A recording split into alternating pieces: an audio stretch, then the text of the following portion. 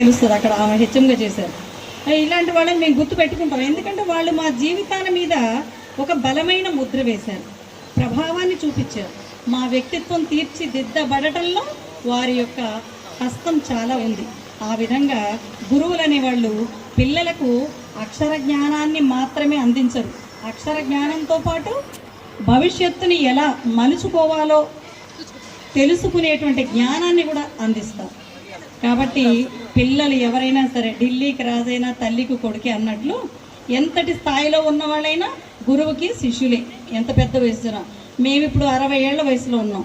ఒక 3 years back Nuzvid దగ్గర అది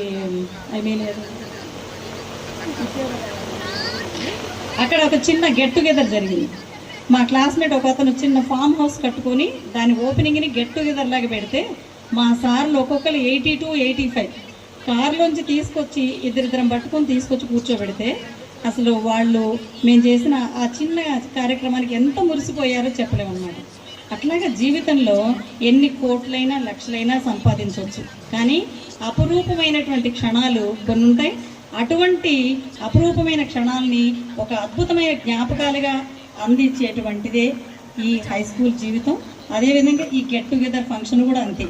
ఎందుకని ఇది జ్ఞాపకాల కలబోత, తలపుల తలపోత. ఆనాటి తలపులు ఏమున్నాయో అవన్నీ మళ్ళీ మనం గుర్తుకు తెచ్చుకుంటాం, రికాల్ చేసుకుంటాం. వాటిని ఇప్పుడు మన అందరితో షేర్ చేసుకుంటాం. అదే తలపోత కలబోత. మొత్తం మీద ఈ కార్యక్రమం అనేక అవాంతరాలతో మొదలైనా విజయవంతంగానే ముగుస్తుందని నేను ఖచ్చితంగా 100% నమ్ముతున్నాను. ఎందుకంటే రాని వాళ్ళు లేకపోతే రాలేని వాళ్ళను గురించి ఎప్పుడు పట్టించుకోవద్దు. మనం జీవితంలో పొందలేని వాటిని గురించి ఆలోచించి పొందిన వాటి నుండి మనం పొందే ఆనందాన్ని మిస్ అవ్వద్దు. కాబట్టి ఇక్కడున్న కాసేపు మొత్తం వచ్చారనుకోండి, చక్కగా సంతోషంగా ఆనందంగా ఉండండి. వెళ్ళేటప్పుడు ఇంత పెద్ద మొయ్యలేని మూటతో వెళ్ళండి. ఆ మూటే ఇక్కడ మీరు పంచుకున్న అనుభూతుల అనుభవాల మూట. దానితోటి మీరు వెళ్ళండి. పోతే నేను ఇంకొక విషయం చెప్తాను. ఒక చేతికి ఉన్న 5 వేళ్ళు సమానంగా ఉండవు. అట్లాగే ఒక పాఠశాలలో చదువుకున్న పిల్లలంతా కూడా ఒకే రకంగా డెవలప్ అవ్వాలని ఏమీ లేదు. కొంతమంది చదువుల్లో రాణిస్తారు, కొంతమంది వేరే వ్యాపారాలలో రాణిస్తారు, ఉద్యోగాల్లో రాణిస్తారు, కొంతమంది చక్కని గృహిణులుగా రాణిస్తారు. వాళ్ళ పిల్లల్ని అద్భుతంగా తీర్చిదిద్దుతారు. ఇప్పుడు ఇంతాక ఎవరు అన్నారు, అమ్మ ఏం చేస్తున్నావు అంటే నేను ఏం చేయలేనండి, ఏం చేయట్లేదు, హౌస్ వైఫ్ని అన్నారు. ఏమెందుకు చేయట్లేదు? నువ్వు హౌస్ వైఫ్ చాలా చేస్తున్నావు. అసలు నువ్వు లేనిది ఏముంది అసలు అక్కడ? కాబట్టి మీరు కూడా చేస్తున్నారు. మీరు దాంతోపాటు 2 అమ్మాయిలు చెప్పారు ఇక్కడ, నా కృష్ణవేణి ఒకటను తర్వాత ఇంకో అమ్మాయి ఎవరుగా చెప్పారు. ఏమనంటే మా పిల్లలకి స్కూలుకు సంబంధించిన విషయాలలో చాలా చక్కని ప్రోత్సాహం ఇస్తాం. టీచర్స్ ఏదైనా అన్నా కూడా మీరేం చేశారు అని పిల్లల్ని అడుగుతాం. అది అట్లాంటి ఒక పాజిటివ్ యాటిట్యూడ్ టీచర్స్ పట్ల స్కూల్ పట్ల పిల్లల్లో డెవలప్ చేయండి యాజ్ అన్ ఎడ్యుకేటెడ్ మదర్. అర్థమైందా? అట్లాగా మీరు మంచి ఒక సద్బుద్ధితోటి ఒక చక్కని వ్యక్తిత్వంతో మీ పిల్లలు మీకంటే గొప్పగా రాణించేలాగా తీర్చిదిద్దాలని నేను కోరుకుంటున్నాను. ఈ మధురమైన కార్యక్రమాన్ని మీరు మరి అద్భుతంగా గుర్తు పెట్టుకుంటారని, అలాగే జీవితంలో గురువులు నేర్పినటువంటి బాటని మర్చిపోవద్దు. ముఖ్యంగా అనేక సమస్యలు ఉంటాయి జీవితంలో. ఆ సమస్యలకు భయపడి కొంచెం అపసవ్య బాటలో నడవటం వన్స్ మొదలు పెడితే ఇక మీకు అదే దారి అయిపోతుంది. కాబట్టి ఆ దారిని చక్కగా మంచి దారిలో నడవటం నేర్చుకోండి. పోతే ఇంకా లాస్ట్కి మా గురించి మీరు చెప్పిన అభిప్రాయాల విషయంలోకి వస్తే, మరి అమరారెడ్డి గారు నేను బాగా భయపెట్టామని అర్థమైంది. ఫైనల్గా నిర్మల గారు ఫుల్ ఫ్రెండ్లీ ఉన్నారని అర్థమైంది. ఇక జీవి గారి విషయానికి వస్తే చక్కగా విడమర్చి అద్భుతంగా చెప్పారు. మరి లక్ష్మీకుమారి గారు చాలా స్నేహభావంగా చక్కగా ప్రోత్సాహం ఇచ్చారని చెప్పారు. ఏదైనా అరివీర భయంకరంలో మేమిద్దరమే. సరే, ఏదేమైనా మా సబ్జెక్టులు అలాంటివి. మమ్మల్ని ఒక విలన్ లాగా చిత్రీకరించే ఆయన పోతే ఇంగ్లీషు, నేను చూస్తేనే హిందీ. మరి నాన్ హిందీ ఏరియాలో ఉన్నాం కాబట్టి మనకి హిందీ కొంచెం కొరకరానికి పోయేలాగా అనిపిస్తుంది. సరే, ఏదేమైనా గతంలో కొన్ని బ్యాచ్లో చెప్పారు హిందీ నేర్చుకోమంటే మేము అప్పుడు ఆ రోజుల్లో సరిగ్గా వినలేదు. కానీ నేను నార్థన్ స్టేట్స్లో వెళ్ళిన తర్వాత నాకు పొద్దున్న లేస్తే హిందీతోనే పని పడుతుంది. నాకు రోజు ఉదయాన్నే లేవగానే మీరే గుర్తొస్తున్నారు అని చెప్పిన సందర్భాలు కూడా ఉన్నాయి. ఏదేమైనా బహుభాషా ప్రావీణ్యత అవసరం. పివి నరసింహారావు గారు లాంటి వాళ్ళు 14 భాషలు నేర్చుకున్నారు నాయన. మనం ఒక 3 భాషల్లో కనీసం ప్రావీణ్యత నేర్చుకోవాలి కదా. అది ఆ ఉద్దేశంతో ఈ త్రిభాషా సూత్రాన్ని స్కూల్స్లో అమలు చేశారు. మినిమం ప్రావీణ్యత కాకపోయినా ప్రవేశమైన మనకు ఉంటే బాగుంటుందని చెప్పేసి నేను అనుకుంటున్నాను. సరే, చాలా చక్కని ఆనందకరమైన క్షణాలని మీతో పాటు మేము కూడా అనుభూతించాం. మీతో పాటు మేము కూడా సంతోషాలను మూట కట్టుకొని వెళ్తామని తెలియజేస్తూ లాస్ట్లో ఒక చిన్న కవిత చదివి వినిపిస్తాను. అదేంటంటే,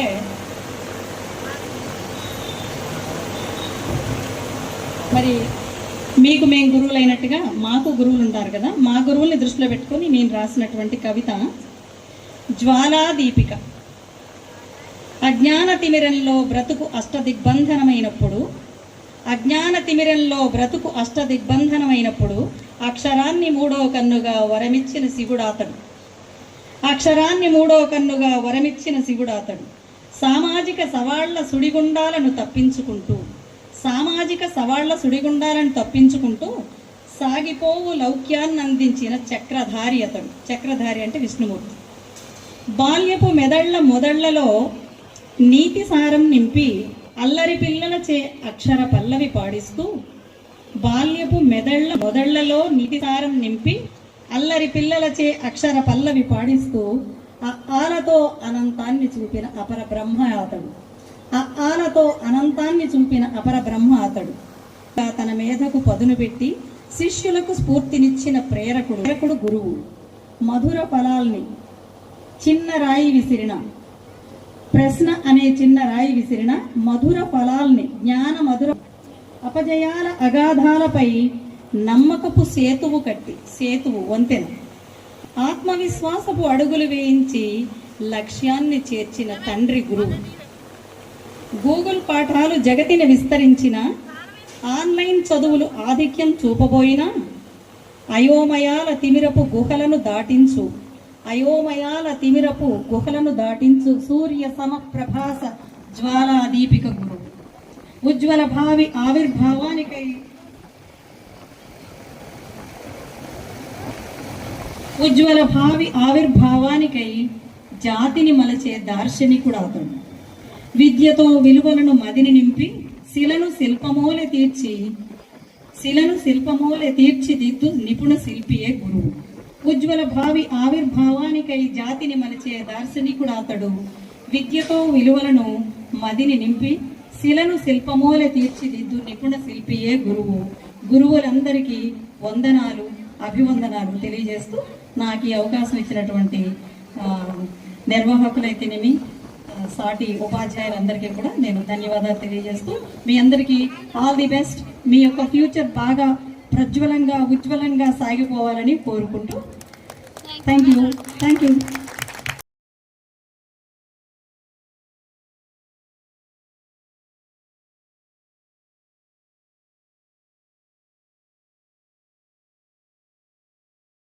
ఓకే, థ్యాంక్ యూ తమ్ముడు. ఇక చివరిగా నేనే సొంతగా ఒక వాక్యం తయారు చేశాను. ఎవరినైనా విష్ చేయాలంటే ఏంటంటే అది fit the body, please the mind and will is the power. అంటే మీ బాడీని ఫిట్గా ఉంచుకోండి, ఎందుకంటే కొంతమందికి బజ్జులు వచ్చినాయి అప్పుడే.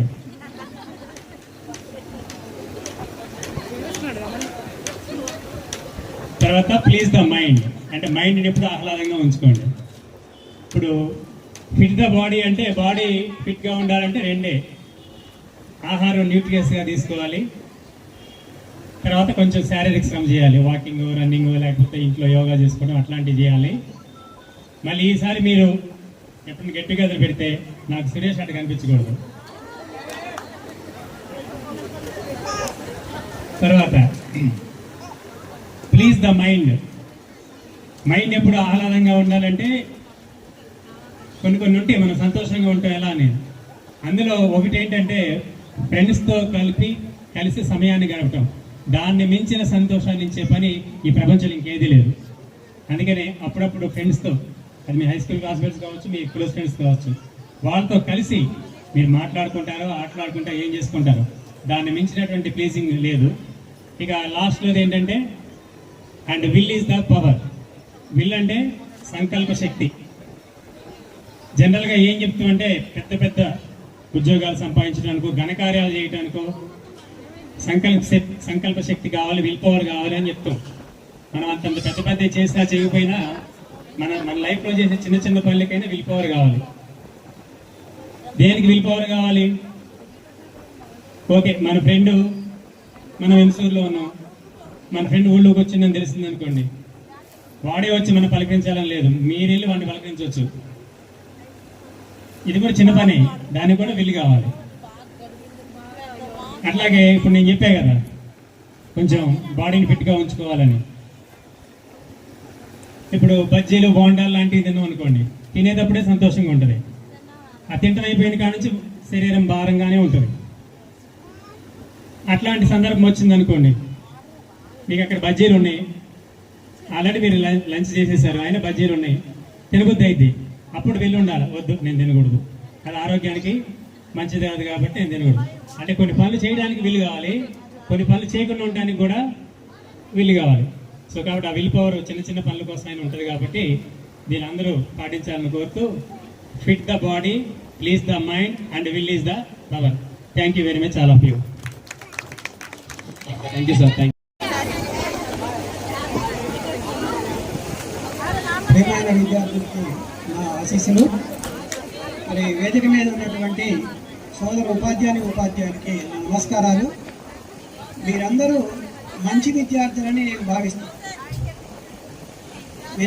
నా దృష్టిలో అయితే ఈ స్కూల్ నాకు చాలా సాటిస్ఫాక్షన్గా పనిచేసిన స్కూల్లో, నేను చాలా స్కూల్లో పనిచేశాను. ఇప్పటికే నా సర్వీసు 30 ఇయర్స్ నేను టీచింగ్ ఫీల్డ్లో ఉన్నాను, 30 సంవత్సరాల నుంచి టీచింగ్ ఫీల్డ్లో ఉన్నాను. డిగ్రీ పిల్లలకి, ఇంటర్ పిల్లలకి, జాబ్ రాకముందు డిగ్రీ ఇంటర్ పిల్లలకి కూడా చెప్పడం జరిగింది. తర్వాత జాబ్ వచ్చిన తర్వాత ప్రైమరీ స్కూల్లో పిల్లలకి చెప్పడం జరిగింది. ఫస్ట్ ప్రైమరీ స్కూల్ ఎడ్జిటీగా, తర్వాత హై స్కూల్కి వచ్చిన తర్వాత వెంకటాపురం హై స్కూల్కి, తర్వాత ఇక్కడ హై స్కూల్. అయితే అన్ని హై స్కూల్లో కన్నా ఈ హై స్కూల్లో పనిచేయడం నాకు చాలా ఆత్మ సంతృప్తినిచ్చింది. ఎందుకంటే నీ పరిస్థితి ఉంటుంది, కానీ నేను ఇక్కడ ఈ స్కూల్లో పనిచేసేటప్పుడు నేను ఇదే ఊర్లో ఉండి పనిచేశాను. అటువంటి అవకాశం వచ్చింది నాకు. మిగతా వాళ్ళకి రాకపోవడం బట్టి ఉండలేకపోయారు, కానీ నాకు ఇదే స్కూల్లో పనిచేసేటప్పుడు ఇదే ఊళ్ళో ఉండే అవకాశం కలిగినందుకు నేను ఇక్కడ ఎక్కువగా పిల్లలతోటి బోధనలో గడపడానికి అవకాశం ఇచ్చేవాడిని. కొన్ని సందర్భాల్లో సండే క్లాసులు కూడా ఎక్కువగా తీసుకోవడం జరిగింది. సరే, ఈ బ్యాచ్ ఉందో లేదో నాకు గుర్తులేదు, మీ పేర్లు కూడా గుర్తులేదు.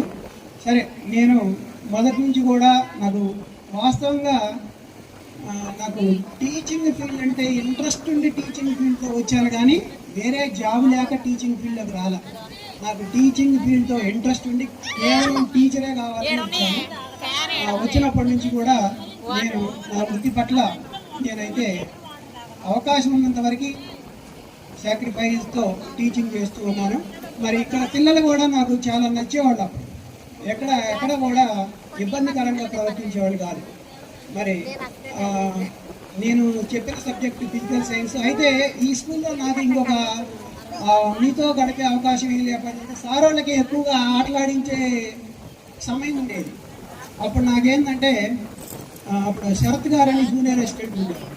సార్కి కొద్దిగా రైటింగ్ ప్రాబ్లం ఉండేసరికల్లా ఆఫీస్ వర్క్ ఏదైనా రాయాలన్నా నాకు ఖాళీ పీరియడ్లో ఆ పని ఉండేది ఎక్కువగా. మళ్ళీ ఇంకా ఎగ్జామ్ బ్రాంచ్ కూడా నేనే చేసేవాడు, మీ ఎగ్జామ్ బ్రాంచ్ ఆ పని ఉండేది. కాబట్టి మీ అందరు గేమ్స్లో ఉంటే మీ గేమ్స్ని చూడలేకపోయేవాళ్ళు.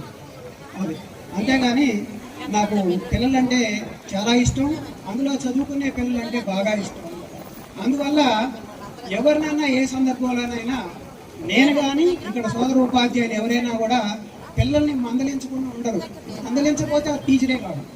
మందలించినప్పుడు కూడా ఏ టీచరు నేననే కాదు, ఇక్కడ ఉన్న అందరి టీచర్లు కూడా ఒక్కొక్కళ్ళు ఒక్కొక్క స్టైల్లో చెప్తారు పాఠాలు.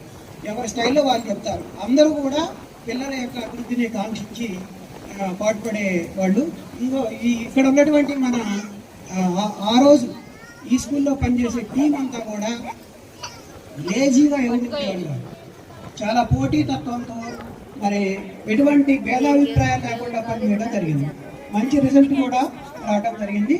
మరి మీరందరూ గుర్తుంచుకొని మమ్మల్ని అందరినీ ఈ గెట్ టుగెదర్ కార్యక్రమానికి పిలిచినందుకు అందరి తరఫున ప్రత్యేక అభినందనలు, ధన్యవాదాలు. మరి ఇటువంటి కార్యక్రమాన్ని నిర్వహించినందుకు మేము ప్రత్యేకంగా అభినందిస్తున్నాను. ఎందుకంటే ఇందాక సార్ చెప్పారు, ఫ్రెండ్స్తో గడపడం అనేది మనకి టానిక్ లాంటిది, బెస్ట్ టానిక్ లాంటిది అన్నమాట. అంటే ఎంత అలసట ఉన్నా కూడా మన ఫ్రెండ్స్తో 4 మాటలు మాట్లాడుకుంటే, ఒకళ్ళతో కావచ్చు ఇద్దరితో కానీ మాట్లాడితే చాలా రిలీఫ్ అవుతుంది. అటువంటిది బాల్యంలో ఎటువంటి భేదాభిప్రాయాలు, ఎటువంటి కుళ్ళు మనస్తత్వాలు లేని మీ బాల్య దశలో ఉన్న ఫ్రెండ్స్ అందరూ ఒకసారి మీట్ అయినప్పుడు అడ్డం తీసుకో పుచ్చుకుంటున్నాయి, అవి చున్నీ ఎదర ఏ పుచ్చుకుంటున్నాయి.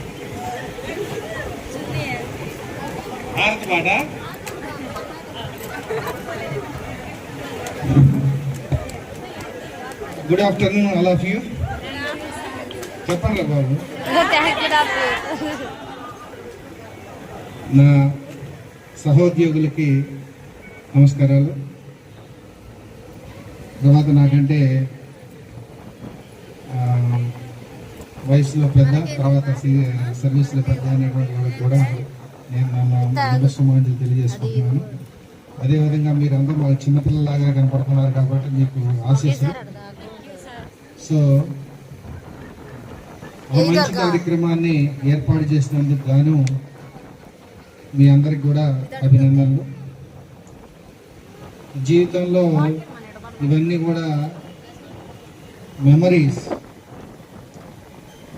నాకు గుర్తుంది, మరి మీకు గుర్తుందో గుర్తులేదో, 10th క్లాస్లో అదే పాఠం ఉందేమో అని అనుకుంటున్నాను. అప్పుడు మీరు చదువుకున్నప్పుడు అన్రిటన్ రిజిస్ట్రీ అని ఉండేది, మీకు ఉందా? Each for is own remembering has a list of lovely things అని ఉందా?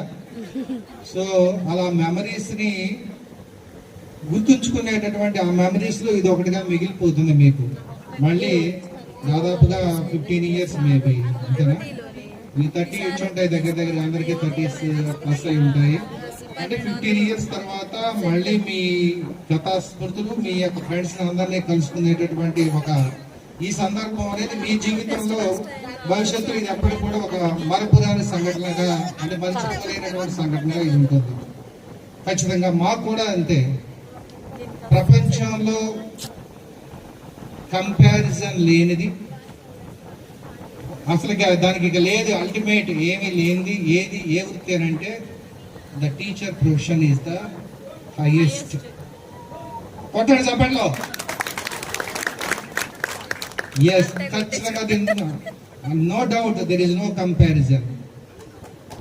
అది మేము పొందడం, మేము గర్వంగా అనుక్షణం ఫీల్ అవుతూ ఉంటాం. అట్ ద సేమ్ టైం ఇప్పుడున్నటువంటి పరిస్థితుల్లో మీకు చదువు చెప్పడం ఒక ఎత్తు అయితే, ఇప్పుడు మేము చదువు చెప్పడం అనేది ఇంకొక ఎత్తు. ఇప్పుడు బాధపడుతూ చెప్తున్నాము, అప్పుడు చాలా సంతోషంతో చెప్పాము. ఇప్పుడు బాధతో చెప్తున్నాము, భరించలేక చెప్తున్నాము, అన్ని రకాలుగా ఇబ్బంది పడుతూ చెప్తూ ఉన్నాం. అప్పుడు మిమ్మల్ని కొట్టినటువంటి కొట్టుల్లో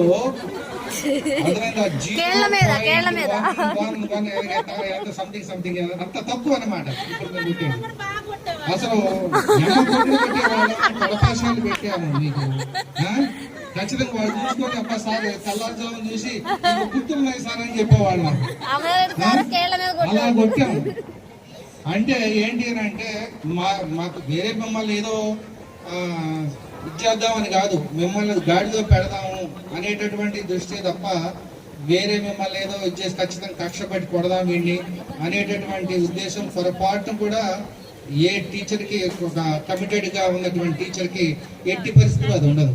పిల్లవాడిని సక్రమంగా ఉంచుదాము, వీళ్ళకి మంచి బుద్ధిని నేర్పుదాం అనేటటువంటి ఉద్దేశంలోనే మిమ్మల్ని పనిష్ చేయడం జరుగుతుంది. కానీ వేరే ఎంత మాత్రము మిమ్మల్ని కక్ష పెట్టి కొట్టడం అనేది ఉండదు. సరే, అలా అయితే మీకు ఏమనిపిస్తుంది అప్పుడు ఆ క్షణంలో? ఈడేంటి వీడు, నాకు తెలుసు మీరంతా మీ ప్లాన్లు మీకుంటాయని సంగతి సార్ చెప్పారు. ఇప్పుడే ఓపెన్ అయిపోయారు, ఎందుకంటే ఇప్పుడు అంత పెద్దడం అయిపోయాము లైక్ యువర్ ఫ్రెండ్స్. కాబట్టి ఆ బాల్ వేసి కొట్టాలి ఖచ్చితంగా చెప్పాడు వాడు. ఓకే, తర్వాత అక్కడ హాస్టల్ మొత్తంగా చూసుకుందాం, అక్కడ వస్తారు కదా పొద్దున్నే, అది అనమాట. ఇవన్నీ ముందు మాకు ఆటోమేటిక్ అర్థమైపోతాయి.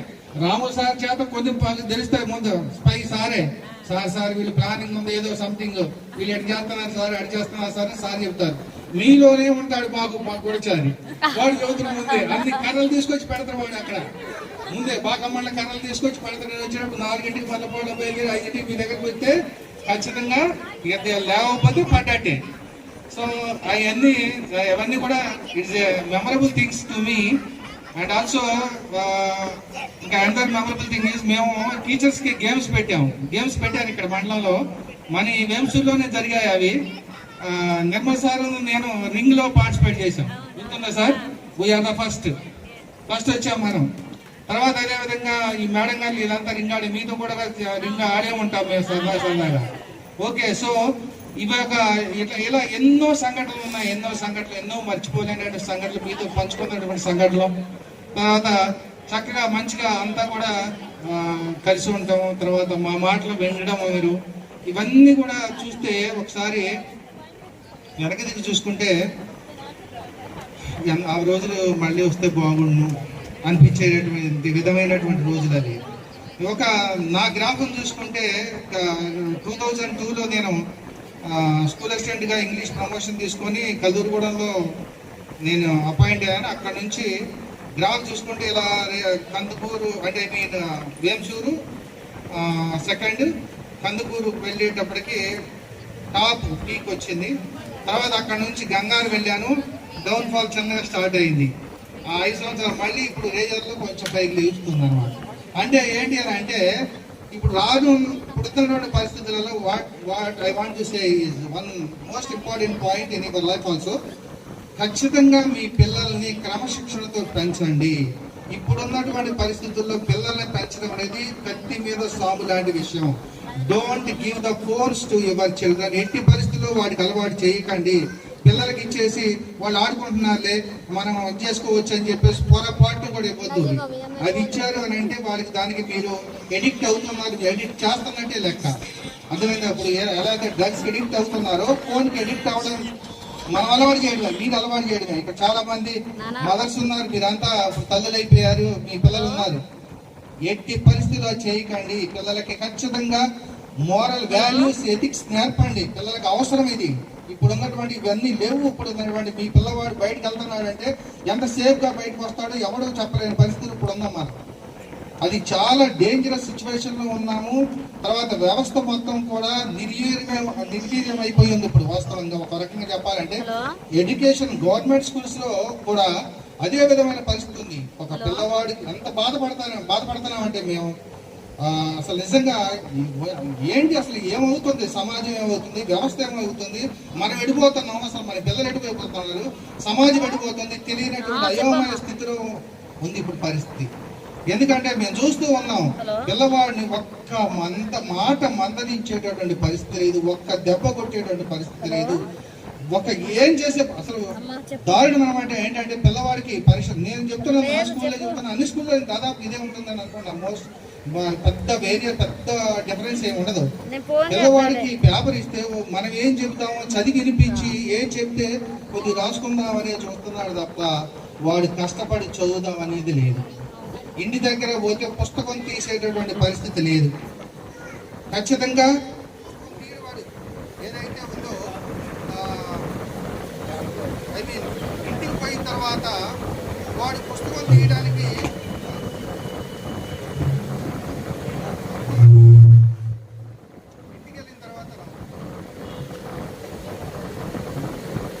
ఇంటికి వెళ్ళిన తర్వాత పేరెంట్స్ చెప్పినా కానీ పేరెంట్స్ వీడు చెప్తే పేరెంట్స్ వింటున్నారు. దారుణం. పిల్లవాడు చెప్తే పేరెంట్ వింటాడా? ఇంకెక్కడ నువ్వు ఏం పెంచుకున్నావు నీ పిల్లవాడిని? అలాంటి పరిస్థితుల్లో నీ పిల్లవాడు ఏమవుతాడు? కాబట్టి మీరు అలాంటి తల్లిదండ్రులు కాకండి. నేను చెప్పొచ్చే విషయం అది మోస్ట్ ఇంపార్టెంట్. మీరు మీ పిల్లవాడిని వాడికి క్రమశిక్షణ నేర్పండి, ఎథిక్స్ నేర్పండి, విలువలు నేర్పండి, మంచి చదువు ఇవ్వండి, నేర్పండి. ఇవి ఇస్తే చాలు. మీరు ఆస్తులు ఇవన్నీ నథింగ్ అవసరం లేదు. వాడు సంపాదించుకోగలుగుతాడు. ఇవన్నీ ఉంటే ఆటోమేటిక్గా క్రమశిక్షణతో పెరిగినటువంటి పిల్లవాడికి ఎందుకు రావు, అన్నీ వస్తాయి. అదే మీరు ఇవ్వాల్సింది ఇప్పుడు ఈ సమాజంలో ఇప్పుడున్న పరిస్థితుల్లో మీరు ఇవ్వాల్సింది అది. కాబట్టి గుర్తుపెట్టుకోండి మై డియర్ స్టూడెంట్స్, ఖచ్చితంగా ఇవి మీరు ఆలోచించండి. ఇప్పుడు మీరంతా కూడా మీ కిడ్స్ ఉన్నారు, ఇప్పుడు అంతా చూస్తున్నాం కదా, మీ పిల్లల్ని చక్కగా పెంచుకోండి, మంచి బుద్ధులు నేర్పండి, మంచి విలువలు నేర్పండి, మంచి చెప్పారు నీతి కథలు బోధించండి, అలాంటివి నేర్పండి. అలాంటి వాటిలలో చక్కగా మీరు జ్ఞానాన్ని ఇవ్వండి. అలా ఇస్తే మీ పిల్లవాళ్ళు ఖచ్చితంగా మంచి పిల్లవాళ్ళు అవుతారు. ఇప్పుడున్నటువంటి సమాజంలో ఉన్నటువంటి పిల్లవాళ్ళతో కాకుండా అద్భుతమైన పిల్లవాళ్ళగా తయారవుతారు అనడంలో సందేహం లేదు. కాబట్టి అలా ఆలోచించండి. మనం మారుతున్నటువంటి పరిస్థితికి అనుగుణంగా మనం మారాలి. తర్వాత పిల్లలు కూడా చాలా ఫాస్ట్గా ఉన్నారు కాబట్టి మనం కూడా ఆ ఫాస్ట్నెస్ అలవర్చుకోవాలి. అది మీ పిల్లల్ని సరైన విధంలో ఇవ్వాల్సినటువంటి అవసరం ఉంది. ఇంకా నేనేం నమ్ముతానంటే మీరు ఖచ్చితంగా ఒక విజయాన్ని సక్సెస్ కావాలంటే నేను అప్పుడు చెప్పుకుంటాను, ఇప్పుడు చెప్తాను, ఎప్పుడు చెప్తూనే ఉంటాను, మీకు కూడా చెప్పుకుంటానని నాకు గుర్తులేదు. కానీ 3Ds అని చెప్తాను నేను. ఏంటంటే డెడికేషన్, డివోషన్, డిటర్మినేషన్. 3Ds. ముందు డెడికేషన్ ఉండాలి, డివోషన్ ఉండాలి, తర్వాత డిసిప్లిన్ ఉండాలి, డిటర్మినేషన్ కూడా ఉండాలి. అంటే ఏంటి? ముందు డిటర్మైన్ అవ్వాలి. ముందు మీ మనసులో ముందు ఆలోచన పుట్టాలి. నేను ఇది నా గోల్, ఇది. కొంతమంది ఇందాక అన్నారు, నేను చెప్పారు, ఒక అమ్మాయి చెప్పింది, నేను కాంపిటేటివ్ ఎగ్జామ్స్కి ప్రిపేర్ అవుతున్నాను, నువ్వే చెప్పావు. ఖచ్చితంగా నీకు ఆ లక్ష్యం ఉంది. ఆ లక్ష్యం ఉంది కాబట్టి దాన్ని నువ్వు నేను సాధించాలి, నువ్వు ఖచ్చితంగా ఆ లక్ష్యం ఉంది కాబట్టి దానికి తగినటువంటి ప్రయత్నం అనేది ఉండాలి, డిటర్మినేషన్ ఉండాలి. అదంటే నువ్వు ఆ పట్టుదల ఉండాలి నీలో. తర్వాత అది ఎలా ఉండాలి? డెడికేషన్గా చేయాలి, అంకిత భావం పూర్తిగా నువ్వు దానిలో లీనమైపోవాలి. అప్పుడు నీకు వస్తుంది. ఖచ్చితంగా చూడు, ఇవి ఆలోచించి చూడు, డిసిప్లిన్గా చదువు, గ్యారంటీగా వస్తుంది, కొట్టగలుగుతావు. ఎవరైనా అంతే, ఖచ్చితంగా జీవితంలో రాణించాలంటే ఇవి ఖచ్చితంగా ఉండాలి. ఇవన్నీ కూడా మీ పిల్లలకు నూరిపోయండి. ఇప్పుడు మీ లైఫ్ అనేది అంటే ఒక సెకండ్ స్టేజ్కి వచ్చింది, అంటే మదర్హుడ్ స్టేజ్కి వచ్చింది. అంటే మీ పిల్లల్ని పెంచుకునేటటువంటి స్టేజ్కి మీరు వచ్చారు కాబట్టి ఇక మీరు మంచిగా ఉంటే మీ పిల్లలకి ఈ బుద్ధులు ఇవన్నీ అనుమనువు నేర్పితే చక్కగా తయారవుతారు. కాబట్టి my dear students and my dear children and my dear friends also, కాబట్టి మంచిగా చక్కగా భవిష్యత్తులో మీరు అనుక్షణం కూడా. ఇంకోటి నేను చెప్పేది ఏంటంటే, నాకు ఈ సమాజం ఏమైపోతుందో అనేటువంటి ఈ మధ్యకాలంలో బాగా ఎక్కువ అవుతున్నాయి నాకు. ఈ రాజకీయాలు లేకపోతే ఇవన్నీ చూస్తూ ఉంటే ఎందుకు ఇలా మనుషులు తయారవుతున్నారు? ఇంత స్వార్థం, ఇంత దాన్ని ఏమంటారు, ఇంకా రిజిడ్నెస్ ఎందుకు మనుషులలో? ఆ విశాల దృక్పథం అనేది ఎందుకు ఉండదు అనేది. ఇప్పుడు ఒక స్టేజ్కి ఒక లాస్ట్ స్టెప్ ఉంటుంది, అది లేదు, ఏమి లేదు. ఎంత సంపాదించుకోవాలి, డబ్బు ఎంత కావాలి, ఎన్ని కోట్లు కావాలి, ఎన్ని కోట్లు ఉంటే సరిపోతుంది. మన రాజకీయ నాయకులకి వ్యవస్థ అంతా కూడా ప్రతిదీ కూడా రాజకీయాలతో ముడిపడి ఉంది. ఆ రాజకీయ నాయకుల యొక్క చేతుల్లో సమాజం అనేది నాశనం అవుతుంది. కాబట్టి నేనేమంటానంటే, మీలో ఉన్నటువంటి వాళ్ళల్లో నిజాయితీగా అలాంటి రాజకీయాలలోకి రావాలి. నిజాయితీగా రాజకీయాలలో వచ్చి నిజాయితీ రాజకీయాలు చేయాలి. ఈ స్వార్థం ఇప్పుడు మనకి we are proud to be a Indian, but Indian people are not at all good people. భారతదేశం చాలా గొప్ప దేశం, భారతీయులు మాత్రం గొప్పవాళ్ళు కాదు. అందులో కొంతమంది మాత్రమే గొప్పవాళ్ళు, నేను గ్యారంటీ చెప్పగలను. ఎందుకంటే స్వార్థపరులు ఎక్కువగా ఉన్నారు. అనిశ్చితమైనటువంటి రాజకీయ వ్యవస్థ, నిరంకుశంగా ఇదేటటువంటి వ్యవస్థ ఉంది. కాబట్టి మనం ఈ రోజు ఎలా ఉన్నాం? లేకపోతే we are better than America, we are better than China. గ్యారంటీగా ఖచ్చితంగా ఉండగలిగే వాళ్ళం. మనలో ఉన్నటువంటి వీటి వల్ల మనం ఇలా అణిగిపోయి ఉన్నాము. కాబట్టి నేనేమంటానంటే, ఖచ్చితంగా మంచి రాజకీయాలు చేసేటటువంటి యువకులు మీరు ముందుకు రావాలి. ముందుకు నిస్వార్థమైనటువంటి రాజకీయ వ్యవస్థ ఉన్నట్టయితే ఖచ్చితంగా భారతదేశం ముందుంటుంది. అది లేదు, అదే బాధాకరం. ఇంకా ఏంటి, ఎంత ఏ వెధవని చూసినా కానీ వాడి పెద్ద వెధవే. ఎవరు చూసినా కానీ, ఎవరినైనా చూడండి, ఏ వ్యవస్థలో ఏ నాయకుడైనా చూడండి, నికార్స్ అయినటువంటి నిజాయితీ పడినటువంటి వాళ్ళు 10 మంది ఉంటే 90 మంది ఇచ్చాలే ఉన్నారు. అందులో నో డౌట్ ఎట్ ఆల్. కాబట్టి ఖచ్చితంగా అలాంటి వాళ్ళని మనం ఎదుర్కోవాలి, మన దేశాన్ని మనం కాపాడుకోవాలి. ఆ వ్యవస్థ రావాలి. అది మీ ద్వారా తయారవుతుంది, మీ పిల్లల ద్వారా తయారవుతుంది. మేము చెప్పగలుగుతాం, మీరు ఆచరించి చూపించగలిగేటటువంటి సామర్థ్యం మీలో ఉంటుంది. ఆ స్వార్థాన్ని మీరు కొంచెం వదిలిపెట్టండి. ఆ నిస్వార్థత భావాన్ని ఏర్పరచుకోండి మీలో. మీ మనసులు మారాలి. మీరు ఖచ్చితంగా ముందుండాలి. You should be in front and lead to the nation. మీ జాతిని నడిపించేటటువంటి లీడర్స్ మీరు తయారవ్వాలి. అది మీ ద్వారా తయారవుతుంది, మీ పిల్లల ద్వారా తయారవుతుంది. మీరు కాకపోతే మీ పిల్లలకన్నా నేర్పండి అలా ఖచ్చితంగా. అంతేగాని నేను సాఫ్ట్వేర్ అవుతాము, లేదా ఇంకోటి అవుదాం ఎవరు మొత్తం అలా పోతే ఇంకేమవుతుంది? కాబట్టి ఇక్కడ నాకు చాలా చాలా నాకు ఇవన్నీ తలుస్తూ ఉంటుంది నాకు మనసులో. అక్కడ సరిహద్దులలో ఎంతమంది ఇదవుతున్నారు వాళ్ళని. పహల్గాం ఏం జరిగింది, ఇవన్నీ జరుగుతున్నాయి. అక్కడ అలా సరిహద్దులు కాపలా వేస్తూ ఉంటే మన సైనికులు, ఇక్కడ వీళ్ళకి అసలు బుద్ధి జ్ఞానం ఏమైనా ఉందా, చీము నెత్తిరి ఏమైనా ఉందా వీళ్ళకి? కూర్చొని ఇక్కడ మాట్లాడి వెధవేషాలు వేసేటటువంటి ఈ వ్యవస్థలో ఉన్నటువంటి మనం సిగ్గుపడాలి వాస్తవంగా.